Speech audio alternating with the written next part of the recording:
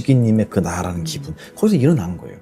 우리는 평생 그걸 가지고 살긴 하지만 그게 나는 아니라는 거예요. 즐겁게 살아라, 유쾌해지라고, 가벼워지라고, 괜찮다. 때로는 우울한 내가 일어날 수 있어요. 하지만 괜찮다. 그건 너 아니라. 근데 그걸 나로 삼는 순간 심각해지기 시작하는 거예요. 네. 자기 자신을 벌을 주고, 자기 자신을 질책하고, 또는 남에게 화를 내고, 내가 이렇게 된 건 너 때문이야. 이런 진지함 속으로 빠져들어가는 이유가 순간순간 일어나는 그 찰나의 나를, 일시적인 나를 진짜 나라고 믿는 데서 비롯된 거예요. 공부를 하든 안 하든 우리는 본래는 뭘까요? 본래는 텅 비어있죠. 무아예요. 맞아요. 네. 근데 제가 길에 지나가는 사람 보고 당신은 무아예요? 그럼 뭐라 그럴까요? 아니요, 저 여기 있는데요. 그쵸. 그게 무슨 말이에요? 무슨 말이에요? 내가 여기 네. 있는데 지금 생각하는 나는 뭐예요? 그러면 이렇게 물어보는 거예요. 그러면 우리는 무아인가요? 아니면 불교에서 가아, 임시의 임시. 가설, 네. 네, 가짜라는 의미도 있지만 임시라는 의미예요. 임시적으로 드러난 나. 그럼 우리는 무아인가요? 가아인가요? 보석은 아니고 보석 같다고 얘기하시는 게 참 네. 고맙네요. 보석은 안 된 것 같고요. 위조품, 어떤 모조품, 고맙습니다. 저는 제가 행복하면 남도 행복한 거라고 생각해요. 대화하는 것도 제가 즐거워서 오는 거지 다른 이유가 없는 것 같아요. 어차피 살아가면서 평생 남는 건 기억밖에 없잖아요. 돈이야 들어왔다 나가는 거고요. 육신도 얻었다가 놔야 되는 건데 기억은 다음 생까지 가져간다고 불교에서는 얘기하거든요. 그게 진짜 재산이 아닐까 생각해서 저는 이 시간도 재산을 만들어가는 시간이라고 생각해요. 매 순간 그런 마음으로 살아가고 있습니다. 덕분에 염려해 주시고 응원해 주신 덕분에 아주 즐겁게 잘 지내고 있습니다. 고맙습니다. 왜 비교를 하면 안 된다고 생각하세요? 비교를 하면 자꾸만 내가 작아지고, 작아지고 네, 자꾸 내가 초라해지고. 초라해지고 맞아요. 저도 그렇게 생각해요. 비교를 하면서 행복하면은 비교하면 안 되지라는 생각 안 하잖아요.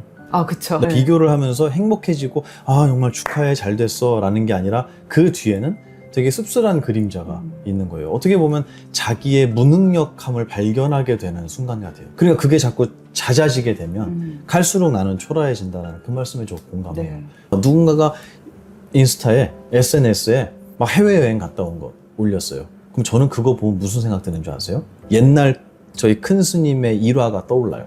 큰 스님께서 한 70대, 80대 어떤 여성분을 만났어요. 근데 그분이 법회가 끝나고 큰 스님께 자랑을 하신 거예요.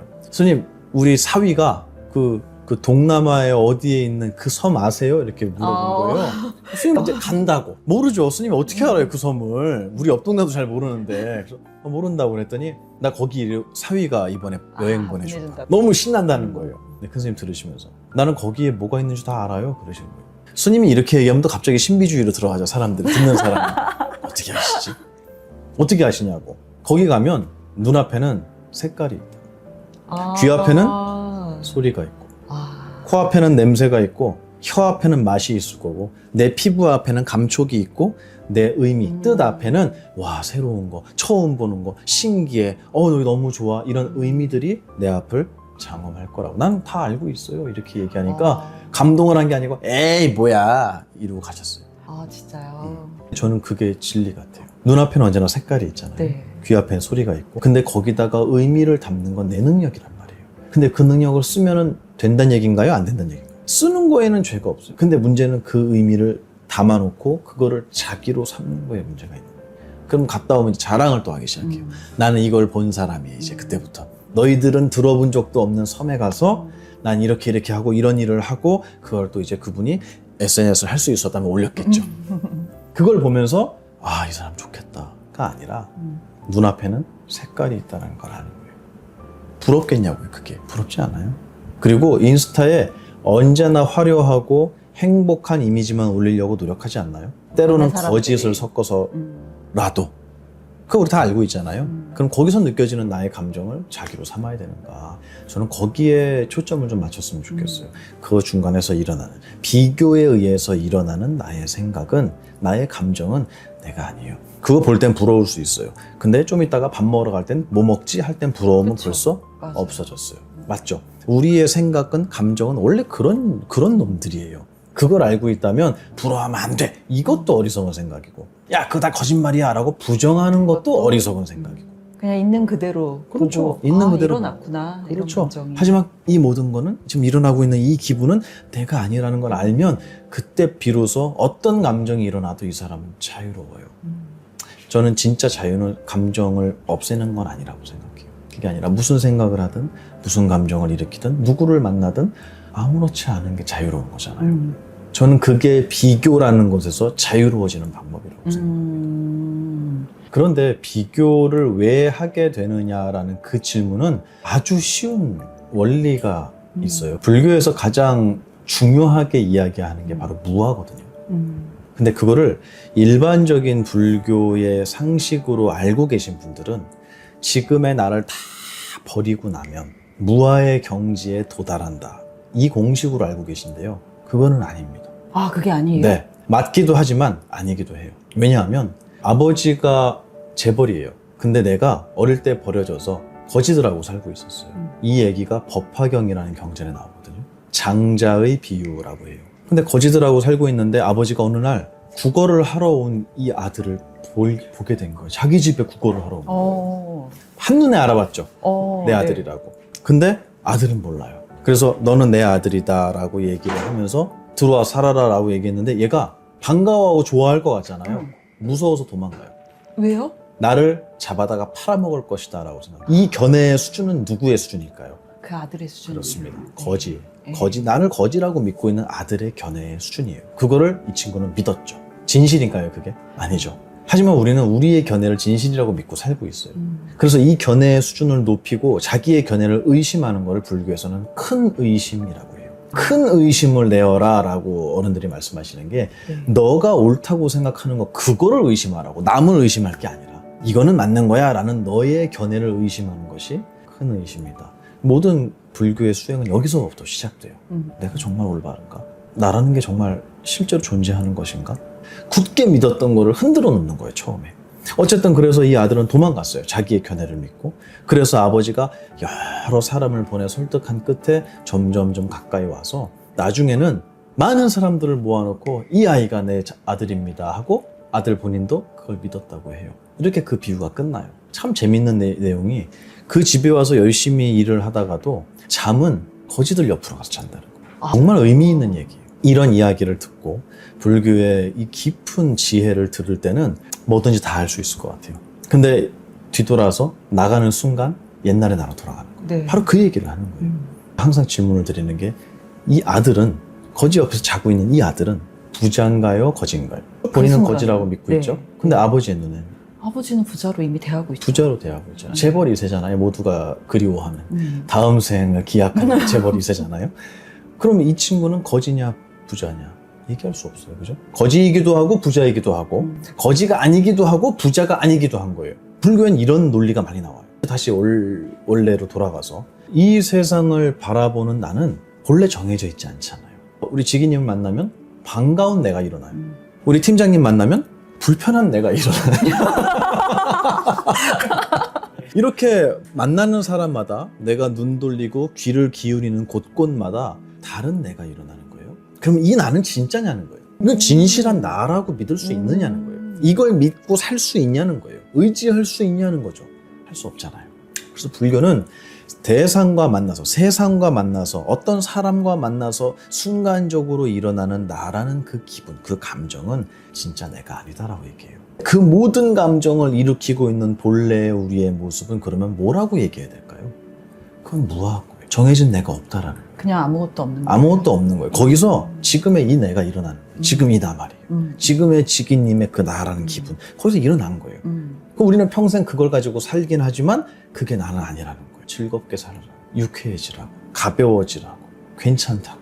때로는 우울한 내가 일어날 수 있어요. 하지만 괜찮다. 그건 너 아니라. 근데 그걸 나로 삼는 순간 심각해지기 시작하는 거예요. 네. 자기 자신을 벌을 주고, 자기 자신을 질책하고, 또는 남에게 화를 내고, 내가 이렇게 된 건 너 때문이야. 이런 진지함 속으로 빠져들어가는 이유가 순간순간 일어나는 그 찰나의 나를, 일시적인 나를 진짜 나라고 믿는 데서 비롯된 거예요. 공부를 하든 안 하든 우리는 본래는 뭘까요? 본래는 텅 비어있죠. 무아예요. 맞아요. 네. 근데 제가 길에 지나가는 사람 보고 당신은 무아예요? 그럼 뭐라 그럴까요? 아니요, 저 여기 있는데요. 그쵸. 그게 무슨 말이에요? 무슨 말이에요? 내가 여기 네. 있는데 지금 생각하는 나는 뭐예요? 그러면 이렇게 물어보는 거예요. 그러면 우리는 무한가요? 아니면 불교에서 가아, 임시의 임시. 가설, 네. 예, 가짜라는 의미도 있지만 임시라는 의미예요. 임시적으로 드러난 나. 그럼 우리는 무한가요? 가한가요? 같이 있는 것 같은데요? 똑같아요. 아까 그 아들의 이야기와 같은 거예요. 네. 지혜가 있는 올바른 눈을 가진 사람이 보면 모두가 무아의 존재. 모르는 사람이 보면은 여기는 모두가 거짓의, 가짜의, 임시의 나를 가지고 사는 사람들인 거예요. 이해가 되시죠? 네. 다시 얘기하면 진짜 나라고 정의할 수 있는 게 본래 우리에게는 없었다는 거예요. 공부를 했든 안 했든. 그러니까 나라는 것이 없으니까 이 나는 언제만 드러난다고 아까 제가 얘기했죠? 만날 때. 그게 비교잖아요. 네, 그쵸. 그게 비교예요. 비교할 때만 나라는 게 느껴져요. 그거는 비교하면 된다 안 된다의 영역이 아니고요. 지금 느끼는 나라는 이것이 일어나려면 비교라는 작업이 있어야지만 일어나요. 보이고 들리는 것도 비교하는 거거든요. 네. 왜냐하면 색깔을 보려면 내 눈에는 색깔이 없어야 된다 그랬어요. 소리를 들으려면 내 귀에는 소리가 없어야 돼요. 이거 자체가 없음과 있음의 비교 속에서 들린다라는 것이 일어나는 거예요. 이 세상 모든 법칙은 그래요. 그래서 비교는 나쁜 것, 부정적인 것이라는 이미지로 사실은 그 비교하는 우리 정신의 능력 때문에 나라는 지금의 이 기분이 느껴질 뿐이라는 거예요. 그럼 비교라고 하는 건 잘못된 걸까요? 아니죠. 아닙니다. 네. 그냥 그 얘기 드리고 싶어요. 네. 잘못된 게 아니에요. 여러분이 누군가와 비교하는 것은 우리가 본래 갖추고 있는 아주 근본적인 능력일 뿐이에요. 그런데 문제가 어디서 발생을 하냐면 비교해서 생겨난 나 있죠. 그거를 자기로 삼는 데요. 모든 건 거기서 비롯돼. 사람들은 누군가와 모르는 사람과 대화를 하거나 인연을 맺어가면서 감정 소모를 많이 하거든요. 그럼 거기에 지치면 뭐라고 얘기하냐면 저 사람 좀 그만 만나고 싶어. 정말 내가 사람이 그립기 전까지는 난 커튼 치고 방에서 안 나오고 싶어. 내가 사람을 찾기 전까지는 아무도 안 만나고 싶어. 지친 거예요. 근데 이거는 그렇다고 해서 안 만나고 살 수 없다는 거 본인이 알아요. 그럼 어디서 잘못된 걸까요? 사람을 만나는 게 잘못이냐? 그건 아니잖아요. 그 과정에서 일어난 생각과 감정을 나라고 우리는 그 연습만 해왔어요. 그래서 미운 사람이 나타나면 아유 저 인간은 왜 왔대? 하면서 불쾌한 감정이 만나기 전에는 전혀 없었던 그 불쾌한 감정이 어디서 왔는지도 모르는 새에 나에게 드러났어요. 이거 나냐고 물어보는 거예요, 불교. 내가 아니다. 근데 우리는 그거를 나라고 교육받았습니다. 그래서 그걸 자기로 삼으니까 저 사람은 없으면 편하겠어. 이렇게 된 거예요. 근데 없앨 수가 없어요, 저 사람은. 그러면 내가 도망가야 되나? 근데 우리의 모든 생각과 감정은 생겨났기 때문에 어떻게 될까요? 사라지죠. 그렇습니다. 그거를 불교에서는 생멸법이라고 해요. 불교에서 뒤에 법이라는 게 붙은 것은 법칙을 얘기해요. 법칙은 예외가 없는 이치를 법칙이라고 해요. 그럼 강아지는 생멸법이 없을까요? 강아지가 멍 하고 짖으면 소리는 생겨났다가 사라지는 거예요. 그럼 다른 종교로 가지신 분은 그 법칙 안에 안 들어있나요? 들어가죠. 그렇습니다. 그래서 저는 불교를 종교의 영역으로 넣고 싶지가 않은 거예요.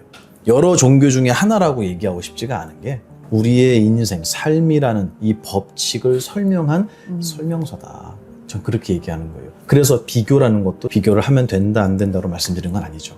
하지만 비교를 함으로 해서 내가 우울해진다면 비교라는 능력을 조금 자제할 필요는 있어요. 하지만 근본적인 제가 드리고 싶은 말씀은 비교를 하든 뭘 하든 거기서 생겨난 감정을 자기로 삼는 연습, 여기에 더 큰 문제가 있다라고 말씀드릴 거예요.